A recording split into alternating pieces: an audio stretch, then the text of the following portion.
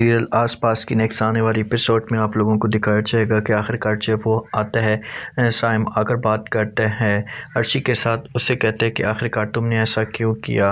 अर्शी जब ये बात सुनती है तो सैम को साफ अल्फाज में इनकार कर देती, तो कहती कि जब आपको इस बात का पता नहीं होता तो आपको जो है वो बहस करने की कोई भी ज़रूरत नहीं है। बस मैं ये शादी नहीं करना चाहती थी, ज़बरदस्ती से ये लोग मेरी शादी करवाना चाहते हैं। तो डॉक्टर सैम जब ये बात सुनता है तो वो जवाब देते और कहते हैं कि फिर कब तक तुम ऐसे लड़ती रहोगी इनके साथ, एक न एक दिन तो आपकी शादी हो ही जानी है। तो अर्शी कहती कि हाँ मुझे पता है शादी हो जानी है, लेकिन सब कुछ मेरी मर्ज़ी के मुताबिक होगा, मैं इनकी मर्ज़ी के मुताबिक शादी नहीं करूँगी, चाहे जो कुछ भी हो जाए।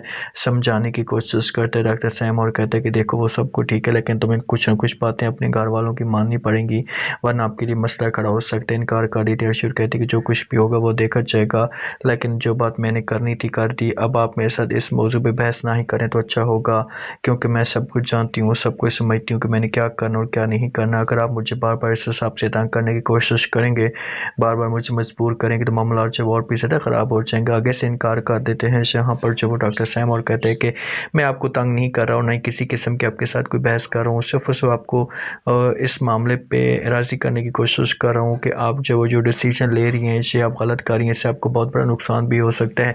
इनकार कर देती है अर्शी और कहती है किसी किस्म का मुझे कोई भी नुकसान नहीं, जितना मेरा नुकसान होना था वो मेरा नुकसान हो चुका है। अब मेरे पास बचा क्या है, इससे ख़ानदान मेरे साथ ऐसा करना चाहता है, इसे सब कोई तुम देख लो कि किस हिसाब से इसे लोग मुझे मजबूर करने की कोशिश कर रहे हैं। मैं शादी नहीं करना चाहती, तो फिर ये मेरे ऊपर क्यों इतना ज़्यादा प्रेशर डाल रहे हैं। तो आगे से जवाब देता है सैम और कहता है कि वो इस वजह से आपके ऊपर प्रेशर डाल रहे हैं कि आपकी जो वो ज़िंदगी है इस तरह से आप अपनी ज़िंदगी को जो वो सही तरीके से गुजार सकेंगी। तो अर्शी कहती कि अच्छा ये फिर मेरी ज़िंदगी क्या सही तरीके से गुजारी जा रही है, जो मुझे जो वो मजबूर किया जा रहा है जहाँ पर मेरा दिल नहीं करता, तो ये लोग फिर मुझे क्यों बार-बार जो वो इस मामले पे धकेलने की कोशिश कर रहे हैं।